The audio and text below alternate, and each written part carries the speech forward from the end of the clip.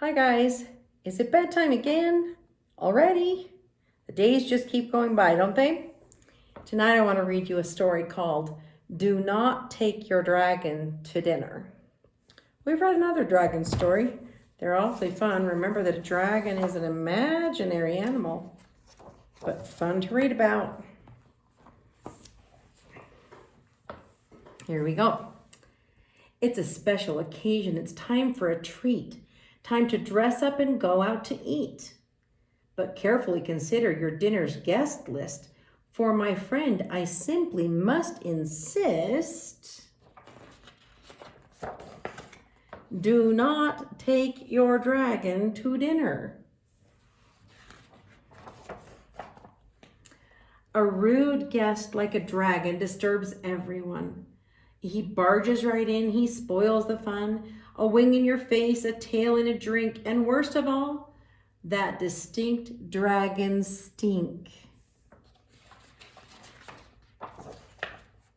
So do not take your dragon to dinner. Waiting for food, she'll get really bored, and then her behavior cannot be ignored. She'll grab for your phone, she'll crawl on the floor, she'll stand on the table and let out a roar.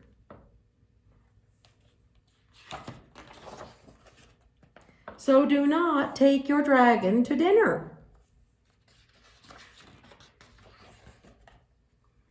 You may believe that once food is in sight, your dragon will sit and be so polite.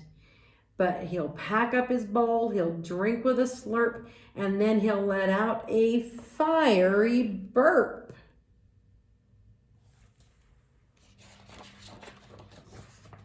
So do not take your dragon to dinner.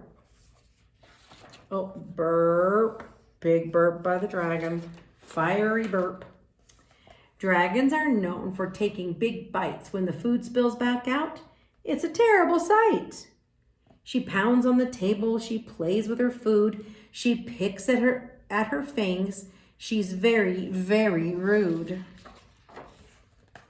So do not take your dragon to dinner.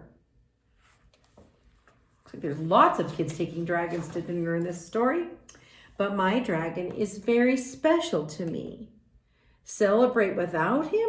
It simply can't be. He's part of my family, part of my heart.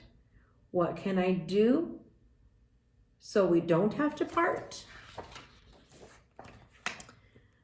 Ah, my friend, I sense your frustration, but dinner at home can be such a grand celebration.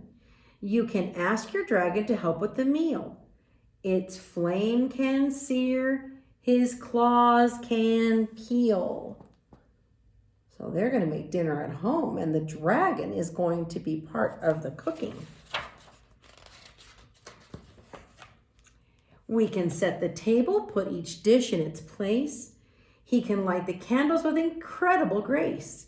Then at dinner, practice being polite. Sit still, use silverware, try not to ignite. Ask him to use napkins instead of his wings. Remind him to ignore the phone when it rings. Encourage him to close his mouth when he chews, and be sure he remembers his please and thank yous. Practice this often, and your etiquette beginner will soon be taking you out to dinner. So she says if you train him at home just right, you might be able to take him to a restaurant.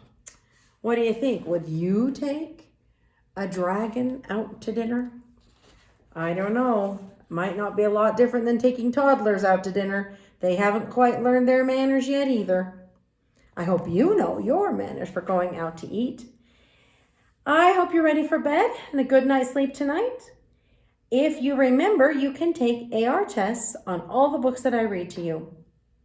I hope we see each other soon. Good night.